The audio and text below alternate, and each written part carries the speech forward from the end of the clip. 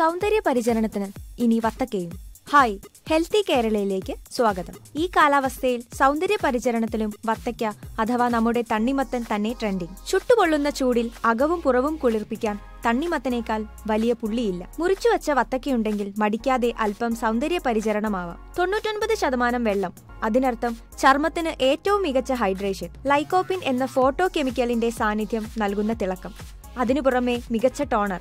ഇതൊക്കെ തണ്ണിമത്തൻ സമ്മാനിക്കുന്ന സൗന്ദര്യ ഗുണങ്ങളാണ്. വേനൽ ചൂടിൽ വാടിയ ചർമ്മത്തിന് നവോന്മേഷം പകരാൻ ചില തണ്ണിമത്തൻ ഫേസ് പാക്കുകൾ പരിചയപ്പെടാം. തണ്ണിമത്തൻ മാസ്ക്. തണ്ണിമത്തൻ ആദ്യം 2 മുറിക്കുക, പിന്നീട് കോണുകളായും മുറിക്കുക. മുറിച്ചുവെച്ചതിന്റെ ചുവന്ന ഭാഗം നീക്കിയ ശേഷം തൊലി മാത്രം മതി മാസ്ക് തയ്യാറാക്കാൻ. അതെല്ലാം കഴിച്ച് ഉള്ളു കുളിർപ്പിക്കാം. ഇവ 10 മിനിറ്റ് തണുപ്പിക്കുക. പിന്നീട് ഇത് നേർത്തതായി ചീകിയെടുക്കുക. മുഖത്ത് നേരിട്ട് പുരട്ടാം. ചർമ്മത്തിലെ ചൂടുമൂലമുള്ള ചൊറിച്ചിലിനും ഉത്തമ പരിഹാരം. തണ്ണിമത്തൻ തേൻ.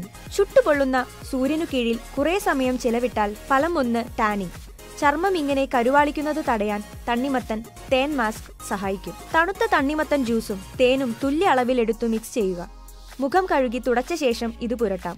30 മിനിറ്റിനു ശേഷം കഴുകിക്കളയാം. തണ്ണിമത്തൻ തൈര്. മുടിയും ചർമ്മവും പരിചരിക്കാൻ തൈര് മികച്ച ഘടകം തന്നെ. ചർമ്മത്തിനു തിളക്കം കിട്ടാനും മൃദുവാക്കാനും ഡെഡ് സ്കിൻ നീക്കാനും തൈരിലെ ലാക്റ്റിക് ആസിഡ് സഹായിക്കും. ബൗളിൽ തണ്ണിമത്തൻ ജ്യൂസ് അല്ലെങ്കിൽ കഷ്ണങ്ങൾ എടുക്കുക. ഫോർക്ക് ഉപയോഗിച്ച് അത് ചെറു കഷ്ണങ്ങളാക്കി ഉടച്ചെടുക്കുക. ഇതിലേക്ക് 1 ടേബിൾ സ്പൂൺ തൈര് ചേർക്കാം. ഇത് ചർമ്മത്തിൽ പുരട്ടി 20 മിനിറ്റിനു ശേഷം കഴുകിക്കളയാം. തണ്ണിമത്തൻ ചെറുനാരങ്ങ.